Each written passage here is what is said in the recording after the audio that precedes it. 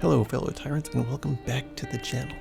Today we're going to be talking about power scaling within the Straw Hat crew. What you're going to see first is the overall scaling. I did a tier list as most people do. So you'll see an overall scaling of how I've set the crew, and then we're going to break it down to each tier and see why everyone's where they are. As you can see on the list, in S tier I have the captain, Monkey D. Luffy, naturally. In A tier, I have Zoro, Sanji, and Jinbei. In B tier, we've got Frankie, Robin, and Brooke. C tier, we have Usopp and Chopper. In D tier, we have Nami. Now, within each tier, if there are multiple characters, they are organized, in my opinion, from strongest to weakest in that respective tier. So let's get started with D tier, which we have Nami. Now, Nami falls into this category, I think, mainly because as far as physical stats and durability, things like that, she falls into the weakest category. And what we see from the story is that she really doesn't get hit all that often. She really isn't involved in, hand-to-hand conflict or any kind of direct conflict that often. She's almost always on the sidelines. And I think that's where her strongest suit is. Being able to provide support on the sidelines. Good example is Cracker versus Luffy. She's a core piece of that fight, but she's not directly fighting Cracker at all. In fact, they really don't interact that much. It's mostly just Luffy and Cracker. What Nami is doing is just helping Luffy deal with this fight between Cracker. And what you see is that she's using the skills that she has and that she's very good at to assist Luffy. She can't do anything physically. She can't attack Cracker. There's not much you can do directly to Cracker to help Luffy or to fight Cracker. The most we see her in an actual fight is her versus Miss Doublefinger and her versus Khalifa. And I think those two are the only real feats she has as far as strength and durability outside of climb attack usage.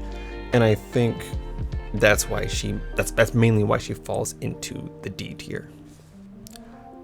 I think Nami's greatest skills as a fighter come out to play in her versatility. And that's what she can do with the climb attack and just her overall technique and knowledge about weather and how to use that in a fighting scenario. She's got amazing crowd control with lightning. She's got weather effects. She's got illusions.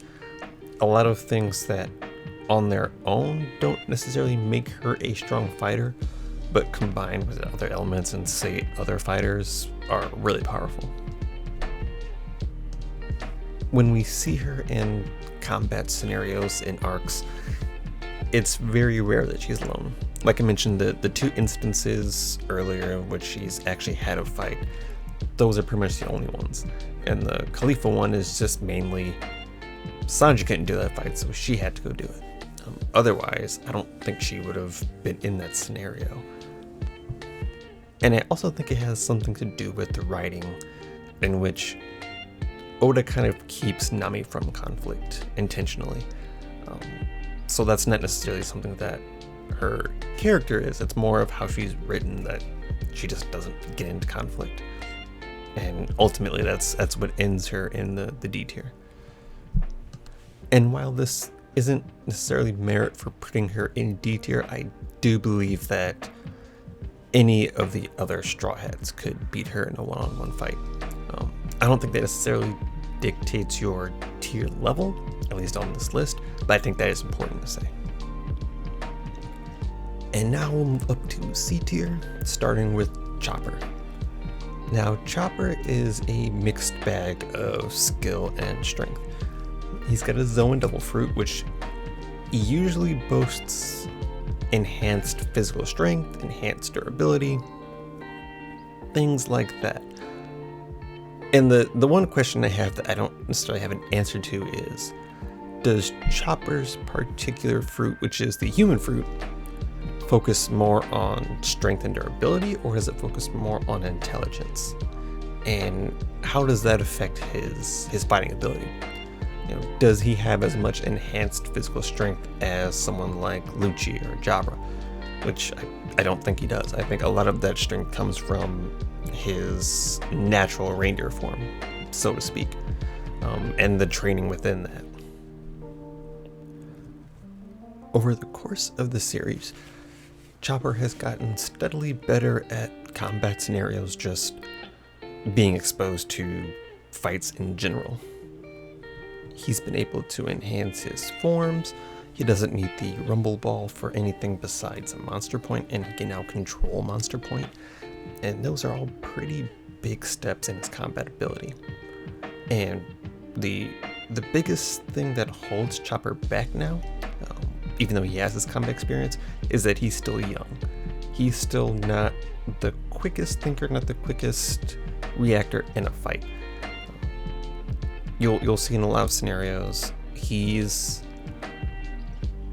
doing a lot of thinking during the fight, but he's not doing it fast enough.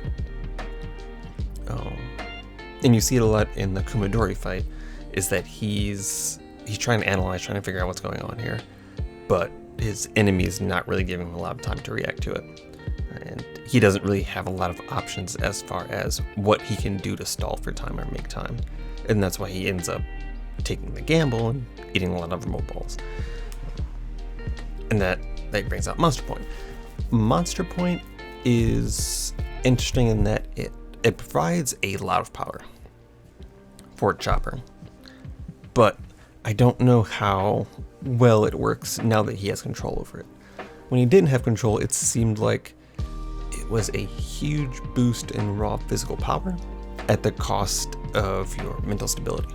Similar to the guards in Impel Down. They were awakened Zoans, so they had immense physical strength and regen and durability, but that was about it. Mentally they just weren't there at all. With Chopper gaining control of Monster Point, I'm wondering if that puts limiters on his strength. Durability still seems pretty good, I think, even though with the whole body swapping thing by law, it took an elephant gun to kind of put him down, so I think he's still got some good durability, but I do question how well his strength stands up when he has control. And at the top of C tier we have Usopp. Now Usopp, I believe a while ago, I think this is somewhat common knowledge, was stated to be the person in the crew who would always be the weakest. And while I will agree to that on some level, I think he definitely has better strength and durability feats than Nami. That's about it, but still, I would easily rank him over Nami. And that's not even including his sniping ability, that's just overall strength and durability. The amount of damage we see Usopp take over the course of this series is insane. 4-ton bats to the face, massive explosions, being beat down by crews over and over again, getting back up, getting beat down by Luffy. He takes a lot of damage before he goes down. And I think that's a huge part of what makes him in a stronger category than Nami or Chopper, is that he can take a lot of damage. Now, I rank him with Nami as far as close combat ability. If there's any kind of direct interaction, that's a problem. I really don't think Usopp has a lot of close combat or direct combat feats or skills that could help him in a fight.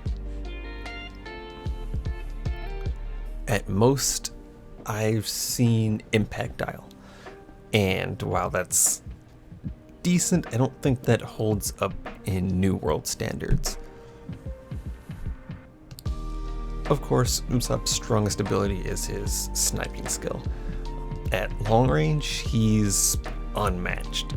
At long range, he's taken out people left and right. And at long range, he's got tons of different types of ammunition he can use. Essentially, if he's far enough away where you can't get him, he can probably still get you, and he can probably do damage to you. We can see that in this lobby. He can shoot farther than guns can shoot.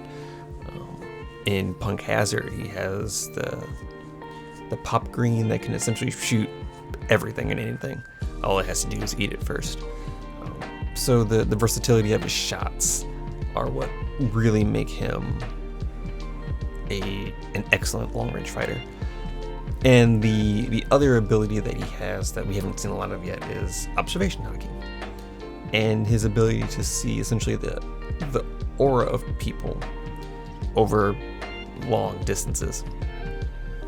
And I think if we get more on that, if he expounds on that, that will make him a very serious threat, because he's already serious at long range. But if he can snipe essentially across town, city, country level, then that's a different story. And now we'll move up to B tier, starting with Brook. Now with Brook, the biggest thing with him is his speed. He can speed blitz in a number of different ways, and his fencing fighting style just works super well with speed blitzing. Hatsugiri, for example, essentially you don't know you're cut until after it's happened. And that's what a lot of his stances and a lot of Brook's skills and fighting styles come through in the form of incredible speed. And he uses his Devil Fruit to kind of enhance that. So he's added the freezing aspect to the already blistering speed he has. Brook can attack so fast that he's blitzing characters like Zeus and Big Mom, for example.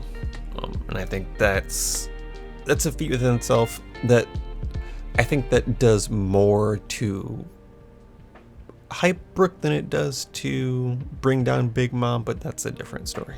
I think Brook gains a lot of ability from his fruit, more so than you would normally see someone get out of a fruit like that. And I think that helps his combat ability a lot, because his ability to manipulate souls that are not only his own, but the others around him, up into some stronger characters, is very strong. He's essentially made it to where his soul and body are one, but they can be disconnected.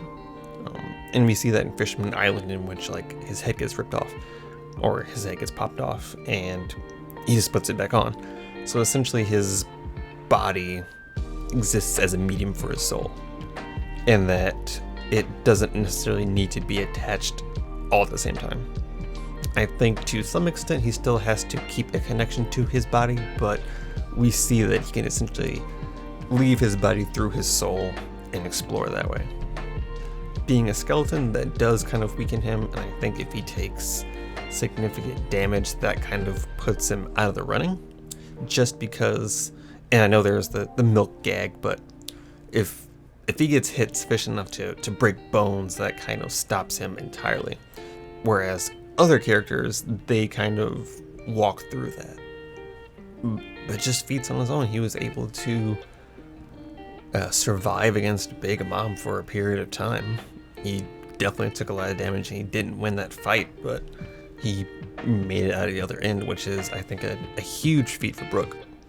And not only that, in that fight, he was able to do some damage to Big Mom's homies, which previously hadn't been done before. And I think that has a lot to do, well, I know that has a lot to do with his Devil Fruit mastery. And I think that's a huge part of his fighting style, and I think that really ranks him up. The scariest thing with Brook is, of course, his speed. One of the other skills that Brook has that he doesn't use as much anymore is his ability to essentially put people to sleep or have them see illusions, essentially mess with the mind in a way through music. He doesn't do that as much, but that's still a strong skill if he can essentially do crowd control, put out a bunch of people at once. Up next is Robin. Now, Robin is personally one of my favorites of the crew, and while I do have a lot of confidence in her fighting capability, we don't have the feats for it. I'm hoping we get to see a lot more from her, but I'm not holding my breath. Now with Robin, as long as she can see her opponent, she has good control over that fight. Essentially, all she has to do is be able to make eye contact, and she can sprout limbs anywhere on that surface. You see with characters that prioritize in speed, like Hakuba, as long as she can see you even for a second, she can catch you.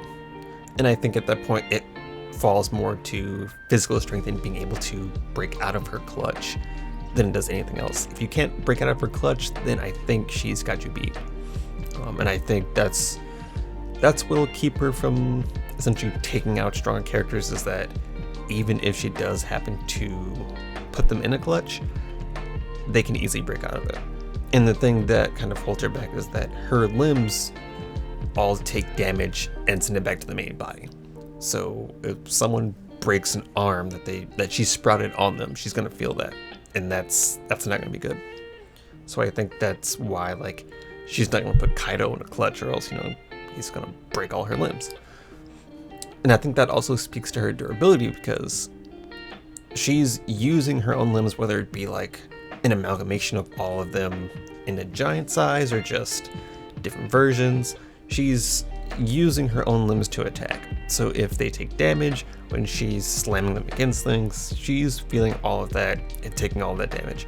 So I think she has a really good pain tolerance to be able to do that. And I think that's strong in a fight. Robin's also really clever with the way she uses her fruit, the way she combos her limbs in different ways and styles to make them the most effect. When she combos limbs, she's able to get a lot more strength compiled into one area, and that greatly increases her fighting ability. I think the thing I want to see from Robin the most is being able to use armament hockey. And I think that's a dream at best. I don't really see that happening, but if she were able to use armament hockey and then apply that to her sprouted limbs, that makes her far stronger than some of the other characters in the crew, and characters in general, to be honest. Because if she has you in an armament hockey clutch, I imagine that's going to be way harder to break out of than just a normal one. You have to be rocking some serious strength feats to kind of break through that. And at the top of B